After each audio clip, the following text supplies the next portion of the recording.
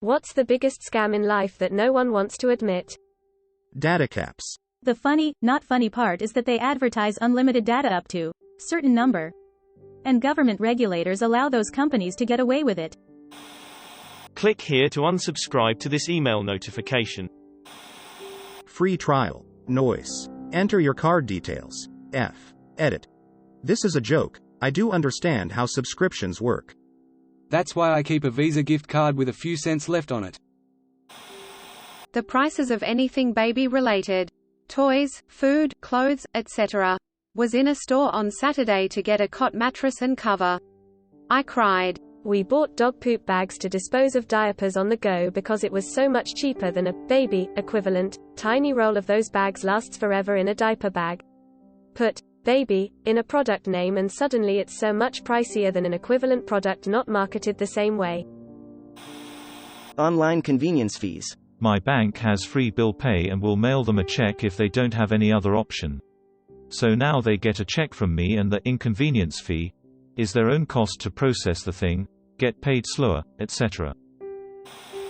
The entire wedding industry. To be clear, not marriage but wedding specifically.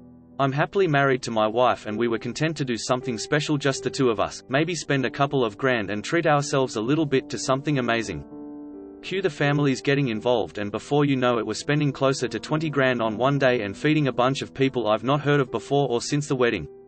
100% agree. There were 3 people at my wedding, which was held in a small bar before it opened. We were interested in having a marriage, not a wedding. Spent our money on a vacation. Still going strong 16 years later. Claw machines in arcades. Specifically, they're programmed to pay out after X number of dollars. Claw games with cheap stuff like stuffed animals will pay out relatively frequently. Things like the stacker game or the keyhole game with big ticket. Things are programmed to pay out at a much lower rate. Fashion trends, and the incredible amount of waste it creates. If everyone learned how to mend, alter garments in school, and value was placed on investing in a few quality-made items instead of a closet full of disposable fast fashion, there would be way less clothing in landfills and way less demand for chemical-laden garments to be cranked out in sweatshops. Our relationship to clothing is so warped. Buying second-hand is a great way to wiggle out of the grip of the fashion industry if it's available to you. That the fashion industry is anything other than planned obsolescence. Designed simply to get people to spend money for no reason. That large global companies actually care about you. In these unprecedented times. Ticketmaster. Tip from inside the industry. TM has a deal with Groupon that makes selling tickets there super easy.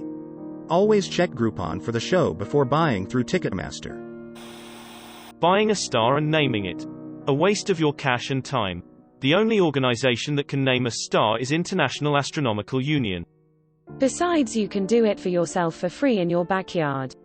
No one's gonna know if you renamed Betelgeuse Marty. That's between you two.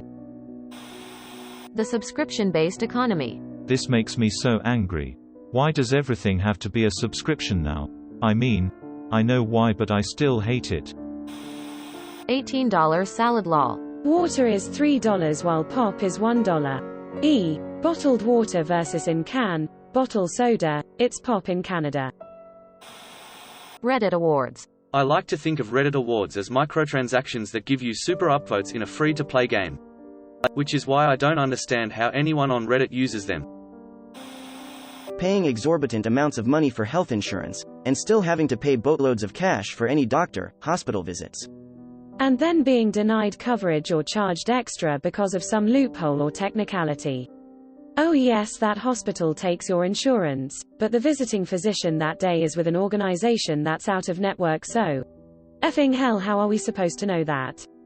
Edit. Obligatory. Rip my inbox. The number of upvotes and shared stories this comment has received is a testament to the fact that these aren't isolated incidents and so many Americans have struggled with this bait and switch insurance BS. Some of you are saying that they now have to inform you in these circumstances. This is great news, assuming they're actually doing due diligence to make sure it's really happening. I just have a gut feeling that the same people who would play this type of greedy, malicious game in the first place might be the same people who might not inform you and bank on you not knowing any better. Edit 2. Oh, look at that. 10 years cake day. Mega churches on TV and elsewhere. Hustle culture. Bought a gold membership in a greeting card MLM so I could send unlimited custom cards. My coach thought I was taking it seriously as a money maker, plus he wanted me to recruit more people for his downline. He actually asked, "Are there any friendships you can leverage?" Yeah, that made my skin crawl. That saving the earth is in the hands of consumers and not big companies. How the F does health insurance not cover dental and vision? What kind of shenanigans is that? Didn't you hear? Teeth are your luxury bones. And eyes are too complicated for health insurance, but your brain is simple enough. US private health insurance. Cutting out the middleman would save everyone money. It blows my mind we haven't changed anything. We haven't changed anything because the insurance companies flow so much money to Washington that they all turn a blind eye to what a freaking poo show it is. Gestures broadly. This pretty much covers it. Diamonds. F diamonds. Moissanite is lab-grown, cost-effective, and is basically indistinguishable from diamonds. In fact, they can look even more brilliant. That climate change is up to each individual to go green. It was a campaign by BP that pushed the solution as each individual going green instead of the dozen massive corporations that account for the lion's share of greenhouse gases. Going green is good, but it's a drop in the bucket compared to oil companies, industrial farming, and cargo ships. Edit. Lots of "yet you participate in society" curious type comments from the usual contrarians. Your hot air is adding to the problem. Giving parents your money for safekeeping as a kid. When I was a kid, I discovered my grandma has a puzzle box on her dresser. Being a stupid kid, I couldn't figure out how to open it. After a few unsuccessful attempts at just asking her to show me, I got crafty, as only a stupid kid can, and thought I'd trick her into showing me. So I gave her a $2 bill I got somewhere and asked her to keep it safe for me in her puzzle box. Well, Grandma knew exactly what I was doing, so the attempt failed. I never got to see her open it and promptly forgot about the whole thing. Fast forward 20 years, Grandma has now died and Mom's going through her safe to figure out what's what and runs across an envelope with my name on it. Inside is a $2 bill and a short note explaining that it belongs to me and it was given to her for safekeeping. She did keep it safe for me, right next to the deed to her house and other important financial documents. Even though it was a silly attempt at trickery and not a genuine request. I did end up getting that puzzle box, and as an adult it took about half a second to figure out how to open it.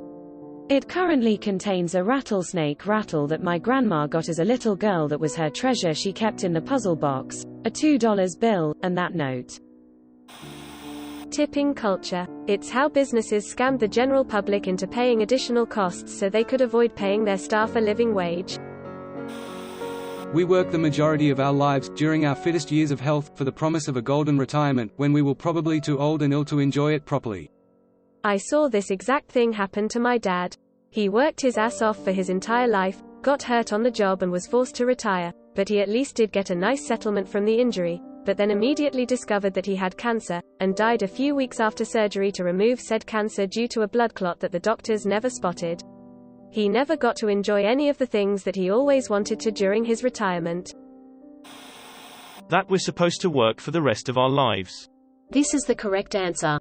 We work more hours on average today than peasants did under feudalism. Link. And #X200B. We could be working 7-hour weeks today and taking 6-day weekends, but instead we're working the same hours we were when he made his predictions nearly 100 years ago now. Why? Because the efficiency dividend didn't go to the workers, the capitalists and the CEOs pocketed the lot of it. Just look at graphs of workers vs CEO salaries over time, and the rise of the uber rich. We're being screwed and cheated, and royally so.